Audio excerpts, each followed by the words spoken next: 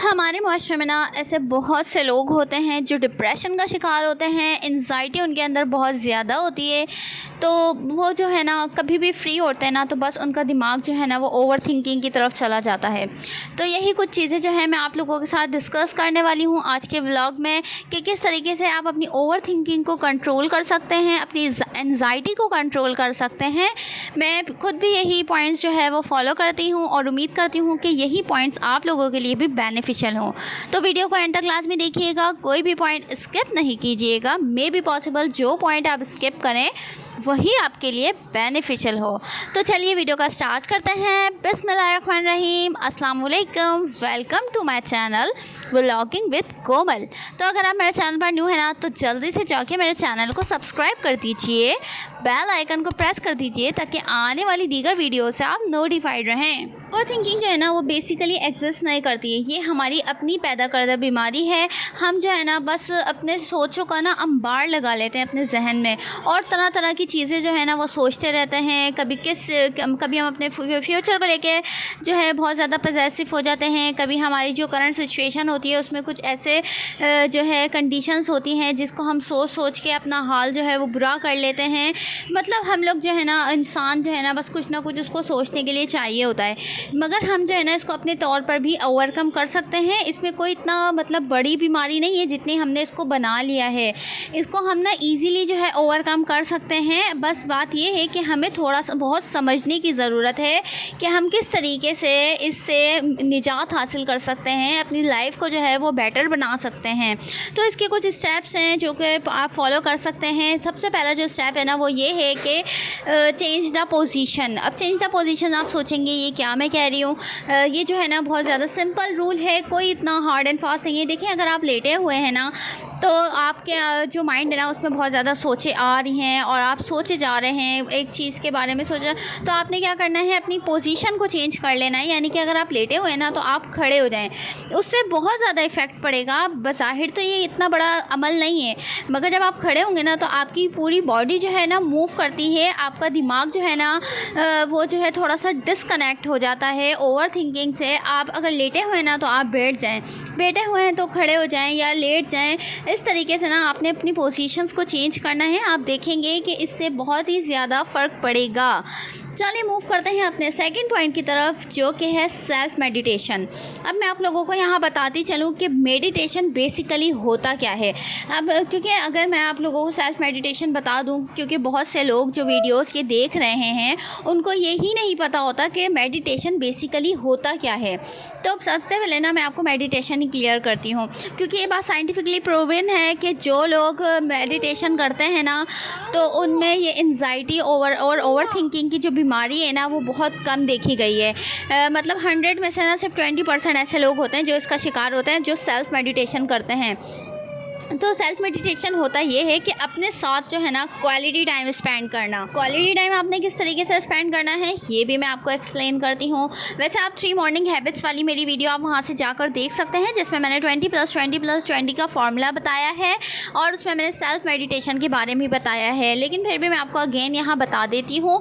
Self meditation ये होता है कि जब भी आप सुबह उठे ना तो 20 मिनट्स या अप्रॉक्सीमेटली 30 मिनट्स जो है अपने लिए जो है आप फिक्स कर लें। यानी कि आपने ना उसमें सिर्फ अपने बारे में सोचना है। अपने बारे में किस तरीके से सोचना है, आपने ना अपने अगर आप मतलब ऐसे घर में रहते हैं जहाँ की टेरेस है तो आप छत पे जाकर ना वहाँ बैठ जाएं 30 मिनट्स के लिए और अपना जो टाइम है ना बिल्कुल रिलैक्स रहें। आपने कोई सोच नहीं करनी, दुनिया से जो है ना आपने डिस्कनेक्ट हो जाना है। सिर्फ अपने बारे में ही आपने स्पेंड करना है वो टाइम। आपने कोई दिमाग में अपनी डिफरेंट तरह की जो थॉट्स है ना वो नहीं लेकर आनी। हाँ ये है कि अगर आपके पास टेरेस नहीं है तो कोई इशू वाली बात नहीं है, आप बैल्कनी में भी जा सकते हैं। अगर जैसे गैलरी वगैरह होती है ना आप उसमें भी जाकर अपना बैठ सकते हैं। अगर आपके पास वो भी नहीं है तो आपके घर का जो सबसे पीसफुल वाली जो मतलब प्लेस है ना आप वहाँ जाकर बैठ जाएं और अपना टाइम जो है ना बस बिल्कुल रिलैक्स रहें। आपने मोबाइल को दूर कर देना है, कोई भी थॉट्स जो है ना अपने जहन में नहीं आने देनी। आप कोई भी एक ड्रिंक ले सकते हैं, यानी कि टी भी ले सकते हैं, कॉफ़ी ले सकते हैं। अगर आप टी और कॉफ़ी पसंद नहीं करते तो आप कोई भी मिल्क शेक वगैरह या जूस वगैरह ले सकते हैं, और सिर्फ आपने वो रिलैक्स होना है और चिल करना है और अपने लिए जो है ना वो टाइम स्पेंड करना है। तो बेसिकली मेडिटेशन ये होती है, क्योंकि जब आप सेल्फ मेडिटेशन करते हैं ना तो आप देखेंगे कि दिन ब दिन जो है ना आप में बहुत अच्छी इम्प्रूवमेंट आएगी। आप अपने बारे में भी सोचेंगे और जो है दुनिया के साथ साथ ना आप अपने बारे में भी अच्छा अच्छा सोचने लगेंगे। आप अपने अपने लिए भी टाइम निकालें और जो है ना अपने आप को जो है ना इम्प्रूव करने की कोशिश करें। Let's move to the next point, जो कि है फाइंड द सॉल्यूशन। यानी कि हम जो है ना जब ओवर थिंकिंग करते रहते हैं ना तो बस करते ही रहते हैं, करते रहते हैं, तरह तरह के वसवसे जो है ना हमारे दिमाग में आते रहते हैं, हमारी बेचैनी जो है ना वो बढ़ती रहती है। तो उस वक्त हमें चाहिए कि हम अपने आप को दिमाग से ना थोड़ा सा डिस्कनेक्ट कर दें, हम अपने ब्रेन को ना थोड़ा सा अपनी बॉडी से डिस्कनेक्ट कर दें और उस जो प्रॉब्लम है ना हमारी उसका सॉल्यूशन फाइंड करें, क्योंकि कोई भी प्रॉब्लम उस वक्त तक हल नहीं होती जब तक हम उसका सॉल्यूशन नहीं निकाल दें। तो इसलिए आपका कोशिश यही होनी चाहिए कि जो ओवर थिंकिंग की वजह है ना उसकी आप सॉल्यूशन निकालें, ताकि आप जल्द से जल्द जो है ना अपनी ओवर थिंकिंग पर काबू पा सकें। अब मैं आपको मनफी ख़यालात को काबू करने का जो दूसरा तरीका बताने लगी हूँ ना, दूसरा पॉइंट वो ये है कि इंगेज्ड इन अदर एक्टिविटीज़। यानी कि आपने ना अपने आप को दूसरी दीगर जो एक्टिविटीज़ होती हैं ना उनमें अपने आप को मसरूफ़ रखना है। अब मैं आपको मिसाल के ज़रिए समझाती हूँ। यानी कि अगर आपको जो है ना डाइजेस्ट वगैरह पढ़ने का शौक़ है, क्योंकि बहुत सी ख़वातीन को डाइजेस्ट पढ़ने का शौक़ होता है, किसी को वो जो है कॉमेडी शोज़ देखने का शौक़ होता है, या मतलब कुकिंग शोज़ हो गए, या इसके अलावा जो है बहुत सी हॉबीज़ वगैरह होती हैं। तो उसमें जो है ना आपने अपने आप को इंगेज रखना है, और आपको इतना इंगेज रखना है अपने आप को कि आपको ना इतना टाइम ही ना मिल पाए कि आपका जो दिमाग है ना वो दूसरी तरफ जाए। तो इसलिए ना अपने आप को हमेशा ना पॉजिटिव रखने की कोशिश करें और अपने आप को ना बिज़ी रखने की कोशिश करें, क्योंकि जितना आप बिज़ी रहेंगे ना उतना ही आपका जो दिमाग है ना वो दूसरे ख़यालात में मनफी ख़यालात हों, चाहे वो एंजाइटी हो, चाहे वो ओवर थिंकिंग हो, तो उससे ना आप अपने आप को बचा सकते हैं। अब मैं आपके साथ ना यहाँ एक वजीफ़ा शेयर करने वाली हूँ जो कि एंजाइटी को ओवरकम करने के लिए बहुत ही ज़्यादा बेनिफिशियल है। ये मेरा आजमाया हुआ है जो कि मैं आप लोगों के साथ शेयर करने वाली हूँ। आपने ना चलते फिरते या हय्यू या कय्यूम बिरहमतिक अस्तगीस, यानी कि आपने ये चलते फिरते पढ़ते रहना है।